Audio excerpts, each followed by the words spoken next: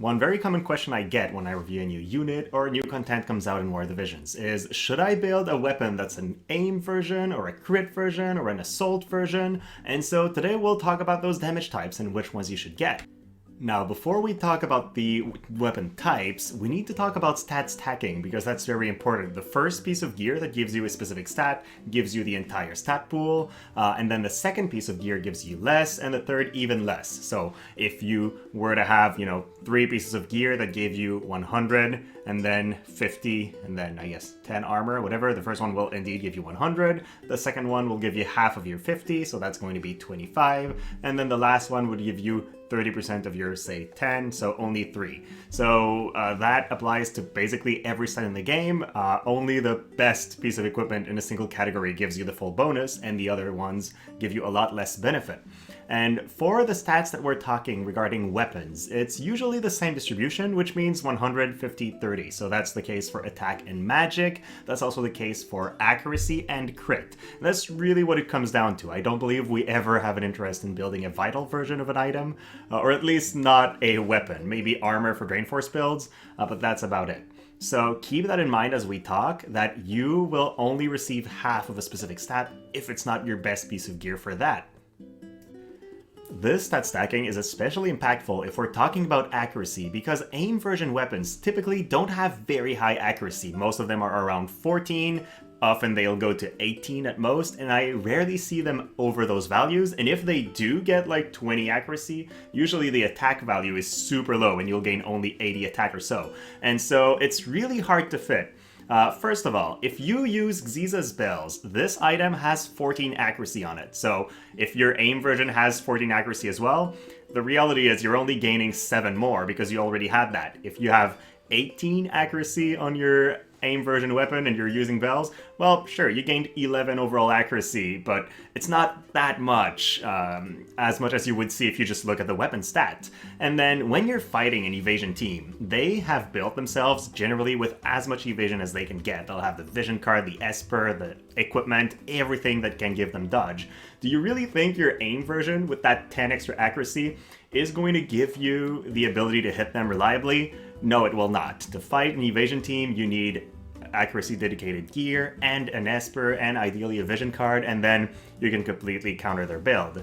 And so yeah, the accuracy pieces of gear in this game give so much more than what an aim version gives you that I don't think the aim version is ever really worth it.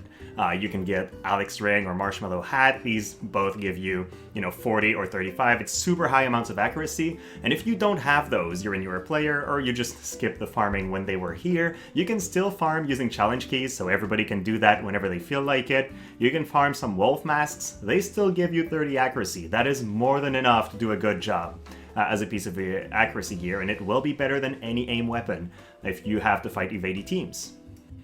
So with that said, how do you get your accuracy if it's not through an aim weapon? Well, we just talked about those accuracy pieces of gear, but there are also multiple espers that give a high amount of accuracy. Now, most espers give you 7. I'm not listing all of them on screen, but those that I do list are those that I find to have very high values, and this is different from weapon or equipment stat stacking. These are full values that are added to your accuracy, so it's a lot more worth, right? Odin gives you 22, Ramu also gives you 22, Typhon gives you 21, there's Shiva, Two-Headed Dragon, there's Tonberry. I was lacking space on screen, but also the Floating Eye Esper has a lot of accuracy, so there are many ways to make sure you hit enemies without sacrificing your Assault type weapon. I also really much like the Typhon VC, the Aigaion VC. They have respectively slash attack or magic attack and 15 accuracy for all your team. That's really good. Otherwise, increasing your luck is a really good way to increase your accuracy. Luck is the factor that gives both evasion and accuracy in the game. And if you're fighting a bunch of evasion people that have a 35% luck up card and you bring your own, you're basically negating their luck up card because you have the same type of bonus on your units. So that is a much better way to try to hit people, I think, than bringing an aim version. Now, there isn't only aim, there's also crit version, and well, I've made a video in the past that I called Why Crit Damage Sucks in War of the Visions. I will put a link to that video in the description below, but I think it's still accurate. Crit in War of the Visions is very, very weak, and the reason for that is, contrary to a lot of other games, crit are not added at the end of the damage formula. It's not I would do 1000 damage, so now I do 1250 because the base crit damage is 25. No, no, no. Instead, you add another 25% of your stats to the damage formula. It's an extra 25 mod plus whatever crit damage you have. So if you have a unit or pieces of equipment that increase your crit damage, the mod is increased, but it's not added at the end of the formula. It's added way before. It's just one of the factors that come into your damage mod. It is not a huge increase to damage. So why would you want to crit? There's two reasons.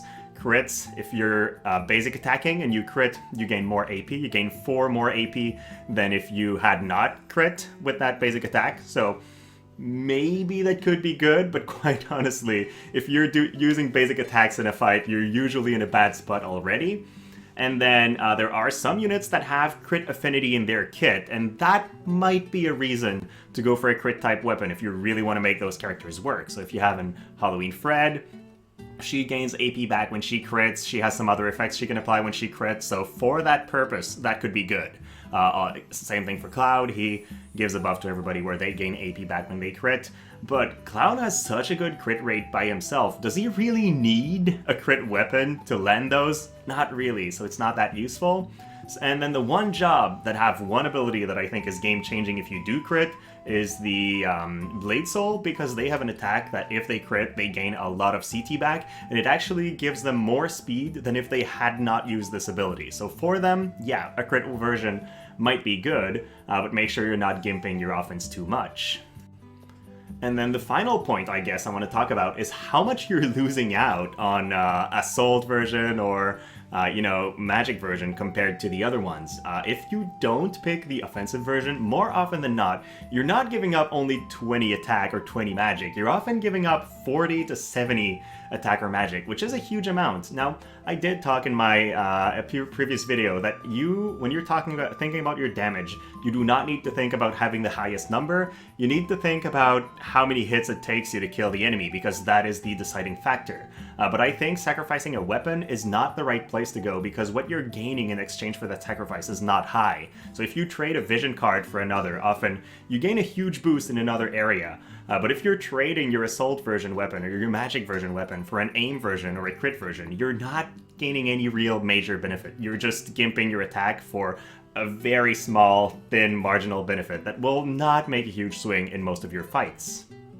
So with that said, my piece of advice, what I do with my account is I always build an assault or a magic first, then sometimes if I decide to craft a second one, I'll go for aim or for crit.